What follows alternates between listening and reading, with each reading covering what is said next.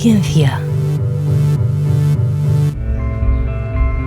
Lo que hoy son barreras a derribar, hace apenas unos años eran muros y en otros momentos de la historia auténticas cárceles en las que se recluía a las personas diferentes. Pon tu cara hacia el sol y no verás las sombras. Discapacidad y derechos. Discapacidad e igualdad. La consideración de las personas con discapacidad a lo largo de la historia ha pasado por diferentes fases según el contexto cultural. Hemos pasado por 3 paradigmas, ¿no? Un paradigma de la prescindencia, que tiene que ver con la antigüedad, la época clásica, y en el caso de Grecia y el culto al cuerpo, no había ningún problema por rechazar a las personas con discapacidad. En Esparta, por ejemplo, se regulaba el infanticidio y si consideraban que eran débiles, incapacitados, los rechazaban. La imagen gráfica de la roca Tarpeya, tirar por la borda aquellos elementos de la sociedad que no son útiles, que se ven como carga y que no son deseables en una comunidad.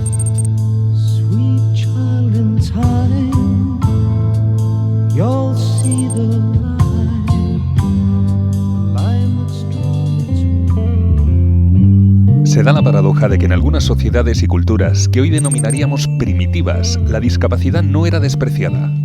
Las amerindias, americanas antes de la presencia europea, las africanas, donde la gestión de esa diversidad humana era distinta. Estaba teñido de cuestiones religiosas, de que esa persona era una especie de bendición de Dios que estaba ahí, que era diferente por algo.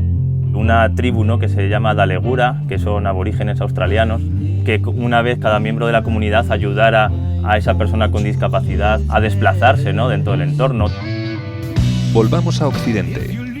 La segunda fase que atravesó el concepto de discapacidad fue por influencia del judeocristianismo.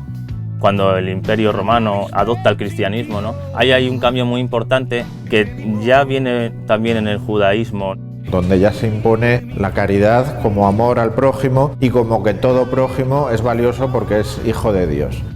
El ciego a la puerta de la iglesia, el pedigüeño, el menesteroso. Pero al llegar al siglo XX, el concepto de discapacidad se afronta con otros ojos. Entonces se produce un modelo que tiene que ver mucho con las guerras mundiales que producen una cantidad masiva de personas con discapacidad. Amputados, lisiados, se impone ya el modelo rehabilitador. Llamamos modelo rehabilitador porque considera a la persona con discapacidad como un ser inferior que tiene que ser adaptado al canon de normalidad impuesto. Tú no puedes hablar porque eres sordo y no tienes lengua oral, pues yo te hago una serie de intervenciones para que adquieras a través de prótesis, a través de lectura labial, para que te parezcas a la normalidad. Y ese es el modelo que también tiene consecuencias políticas y jurídicas y legislativas en el sentido de que la responsabilidad de no ser como los demás es tuya. Y por fin, más allá de estas fases, en la actualidad hemos llegado a un modelo social y de derechos de las personas con discapacidad. Donde la discapacidad ya por sí misma no es vista como algo negativo, sino que forma parte de la diversidad social que se considera valiosa per se, que tiene que ver ya con la dignidad inherente a cada persona, a cada miembro de la familia humana que se considera valioso, sea mujer, sea hombre, tenga una discapacidad, tenga este color, tenga esta orientación sexual, cualquier factor, digamos, de diferenciación que ha sido castigado a lo largo de los siglos. Y en esta conquista por los derechos, ¿qué importancia han tenido las palabras, el lenguaje con el que se ha calificado la discapacidad? El lenguaje es un campo de batalla, por así decir, como definen algunos, por ejemplo, los activistas, ¿no?, de los movimientos de vida independiente. No hay un término que podríamos decir correcto, ¿no?, para definir la discapacidad. Ha surgido dentro del movimiento de vida independiente, en el caso de España, el modelo de la diversidad funcional, que dice que el resto de las concepciones que ha habido hasta este momento de la discapacidad tenían connotaciones negativas, minusvalía, deficiencia, subnormalidad, anormalidad.